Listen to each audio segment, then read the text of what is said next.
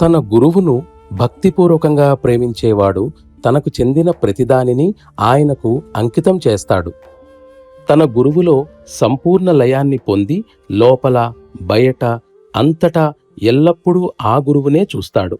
అదేవిధంగా ఒకటే అయినటువంటి ఆ సత్లో లయాన్ని పొందినవాడే ప్రతిచోట ఆ దైవమే ప్రత్యక్షమైనట్లు చూస్తాడు. ఎందువల్లనంటే అతడి ఆలోచనా ప్రవాహం ప్రతీదీ అసలు దివ్యధారతో కలిసి ఉండిపోవడం వలన సత్తత్వం ప్రతి దాని నుండి వెలువడుతున్నట్లు అనుభూతి చెందుతాడు. సత్తత్వంలో లయం పొందడం అంటే తన స్వవిషయాల గురించి ఏమాత్రం జ్ఞప్తి లేకుండా ఉండటం. తన శరీరం, మనస్సు, ఆత్మ తనలో ఉన్న మరి దేన్ని గురించి అతడికి ఎరుక ఉండకూడదు. నిజానికి అదే అసలైన దివ్యత్వ స్థితి.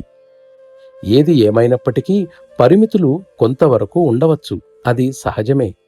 ఎందువలనంటే వస్తువు చెక్కుచెదరకుండా ఉంచే సంకల్ప క్రియచే ఏర్పడిన గ్రంథి పనిచేస్తూనే ఉంది.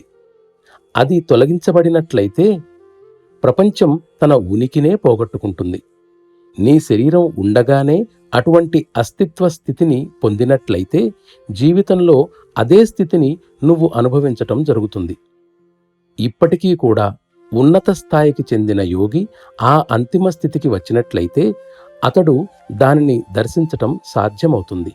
ఏమైనప్పటికీ హృదయ చక్షువుతో చూడని విషయాలను గురించి మాట్లాడటం మిక్కిలి అనుచితం. మొట్టమొదటే అద్వైత సిద్ధాంతాన్ని అంటిపెట్టుకుని ఉన్న వ్యక్తి వివిధత్వంలో ఏకత్వాన్ని అత్యంత అపరిష్కృత రూపంలో చూస్తాడు. ఆ స్థితిలోకి నిజంగా వచ్చినప్పుడు ఆ ప్రశ్న దానంతట అదే అంతరిస్తుంది.